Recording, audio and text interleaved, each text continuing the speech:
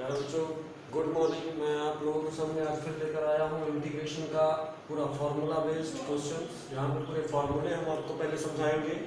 जो हम लोगों ने कल एक टॉपिक देखा था इंटीग्रेशन, जिसमें हमने ये बताया था कि एंटी डेरिवेटिव ही हमारा इंटीग्रल कहलाता है। ठीक है, एंटी डेरिवेटिव का मतलब ऐसे फंक्शंस जिसका हम डिफरेंशिएशन करते हैं। ठीक है, जैसे हमने साइन एक्स का डिफरेंशिएशन किया तो क्या आता है, कॉस एक्स आता है। इसका मतलब साइन एक्स जो है वो कॉस एक्स का एंटी डेरिवेटिव है। ये हमने कल समझा था कुछ इस तरीके से।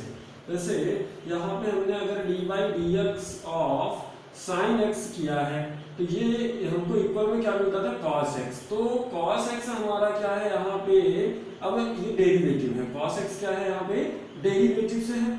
तो साइन एक्स क्या होगा, एंटी डेरिवेटिव होगा। किसका होगा, anti derivative of cos x. ठीक है ना, तो यहाँ पे cos x is derivative of sin x, but sin x is anti derivative of cos x। इसका मतलब ये है कि जिस फंक्शन का डिफरेंशिएशन होता है वही फंक्शन रिजल्टेंट का एंटी डेरिवेटिव या इंटीग्रल कहलाता है। इस बात को हम लोग अपने दिमाग में बैठा लें। लेकिन अब इधर से इधर आने के लिए जो रिवर्स प्रोसेस है उसके लिए हमारे पास जो सिंबल होता है वो कुछ इस तरीके से होता है, cos x with respect to x। तो इंटीग्रल ऑफ, इसको कहते हैं integral of cos x with respect to x, dx यहाँ पे लिखा होगा। ठीक है, तब हमको आंसर में क्या मिलेगा, sin x। यहाँ पे अब ये जो cos x है हमारा फंक्शन है और sin x उसका क्या है, इंटीग्रल है। तो इस बात को आपको समझ कर रखना है। तो ऐसे ही हमारे पास देखिए बहुत सारे फॉर्मूले जो यहाँ पे इंटीग्रेशन के दिए हुए हैं। वहां पे डिफरेंशिएशन में हम लोग x की पावर n का फॉर्मूला क्या लेते थे, x की पावर n माइनस 1 और सामने में आ जाता था n, कुछ इस तरीके से n x की पावर n माइनस 1।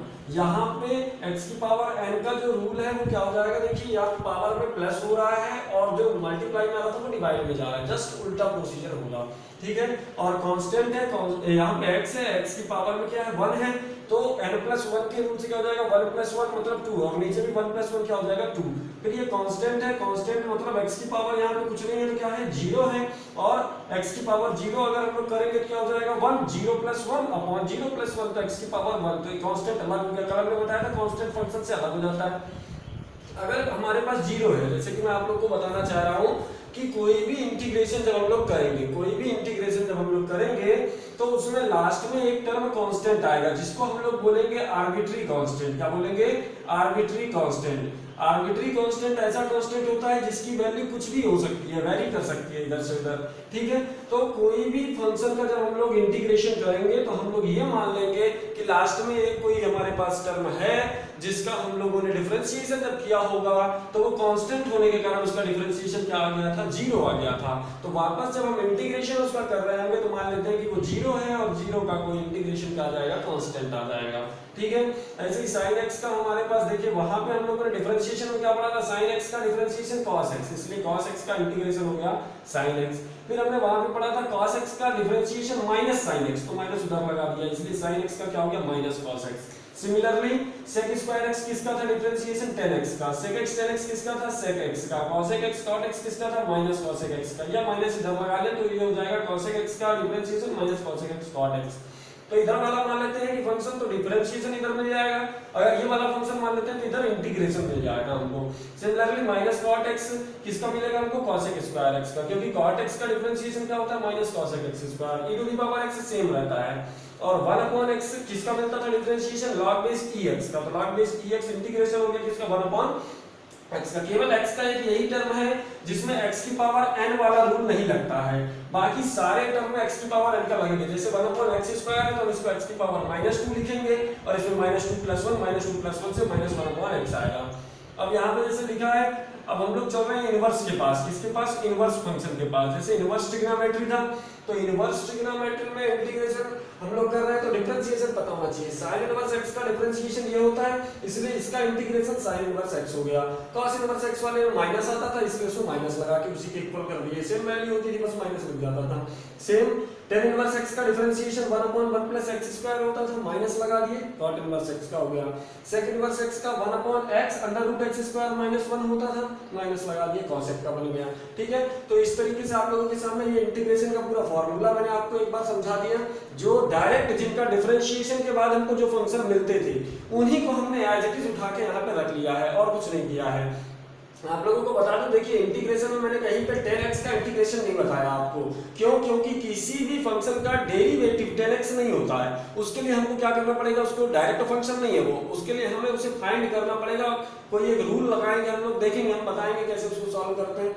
फिर उसके बाद हमारे पास देखिए ये वाली क्वेश्चन है, क्या है, sin cube x minus cos cube x upon sin square x into cos square x. ये एक बहुत ही कॉम्प्लिकेटेड फंक्शन हमें दिखाई दे रहा है, और चूंकि हम अभी इंटीग्रेशन में कोई ऐसा टॉपिक पढ़े नहीं है कि हम डिवाइड फंक्शन लगा दें रूल, या फिर कोई नॉर्मल रूल ऐसा हो जिससे ये सेपरेट हो जाए इंटीग्रेशन अलग अलग फंक्शन का, ऐसा हमने अभी तक कुछ स्टडी नहीं किया है। तो हम इसे सिंप्लीफाई करते हैं। इसके लिए हमको ट्रिग्नोमेट्रिक सिंप्लीफिकेशन या अलजेब्रिक एक्सप्रेशन का सिंप्लीफिकेशन आना चाहिए।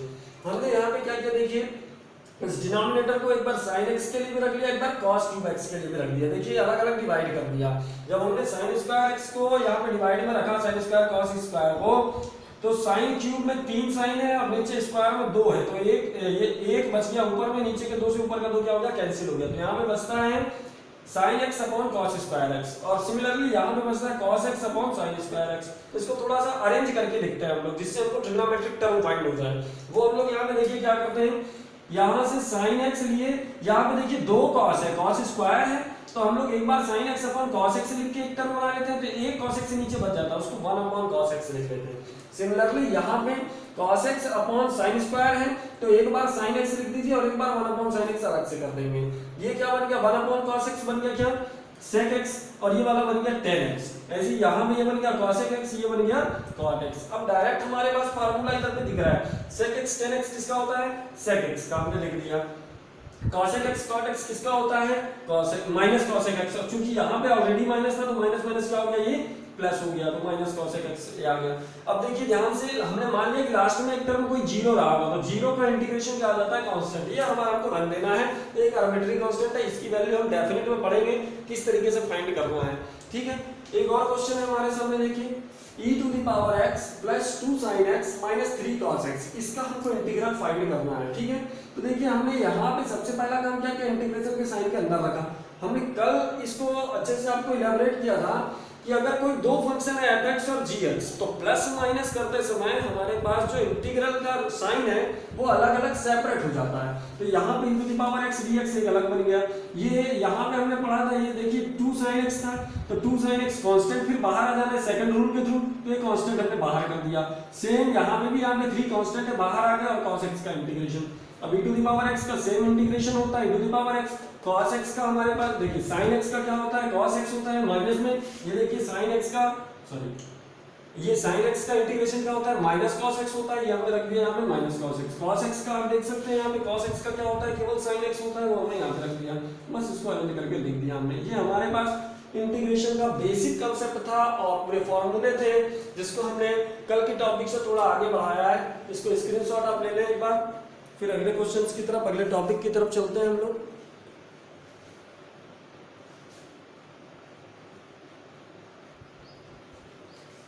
ठीक है, तो मेथड ऑफ इंटीग्रेशन हम लोग अब देख रहे हैं। हमारा नेक्स्ट टॉपिक जो आगे है वो क्या है, मेथड ऑफ इंटीग्रेशन। अभी हमने देखा नॉर्मली फंक्शन को कैसे इंटीग्रेट करते हैं, जैसे वो डायरेक्ट फंक्शन है, तो डायरेक्ट फंक्शन मेरा कहने का मतलब यहाँ से ये है कि जिस फंक्शन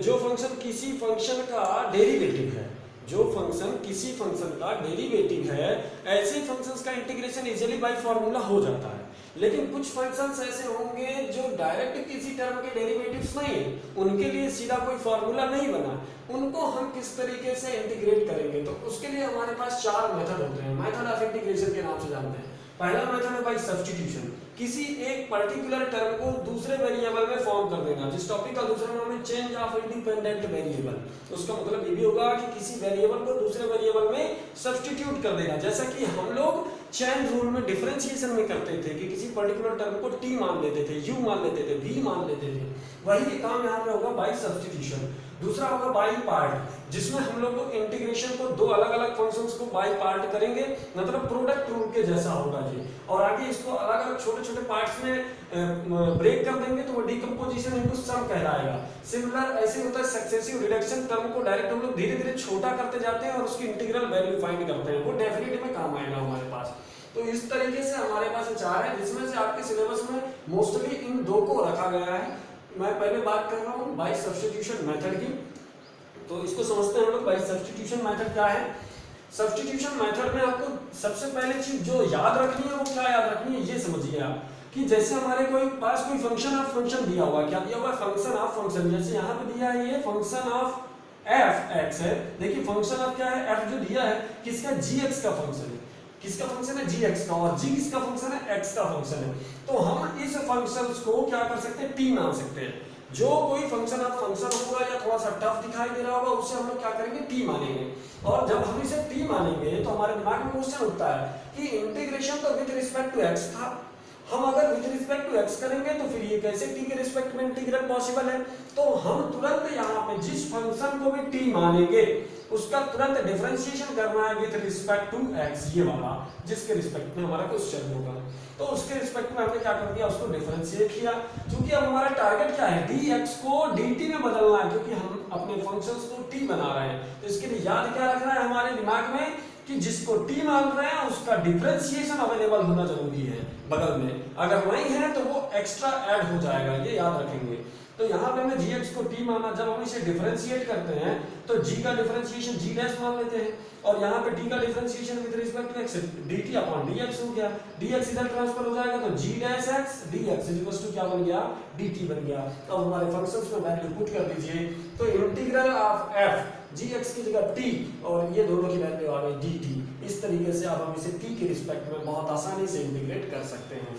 कुछ ऐसे ही आपके सामने एक क्वेश्चन रखा हुआ है, देखेंगे इसको भी समझते हैं कैसा होगा। तो क्वेश्चन नंबर 1 के लिए हम देखते हैं। देखिए हमारे पास ये cos जो है रूट x का फंक्शन है। तो रूट x अपने आप में एक खुद ही फंक्शन होता है जिसे हम स्क्वायर रूट फंक्शन कहते हैं। तो इस रूट x को हम लोग कह सकते हैं कि ये एक फंक्शन ऑफ फंक्शंस के तौर पे है cos रूट x। क्योंकि cos रूट x का फंक्शन है, रूट x x का फंक्शन है, तो इसे हम लोग t मानना चाहते हैं। ठीक है, एक इंडिपेंडेंट वेरिएबल में सब्स्टिट्यूट कर रहे हैं। अगर हम उसे t मानते हैं तो हमारे दिमाग में आना चाहिए कि उसका डेरिवेटिव वहां पे प्रेजेंट है कि नहीं है। तो चलिए देखते हैं। Let t is equals to root x।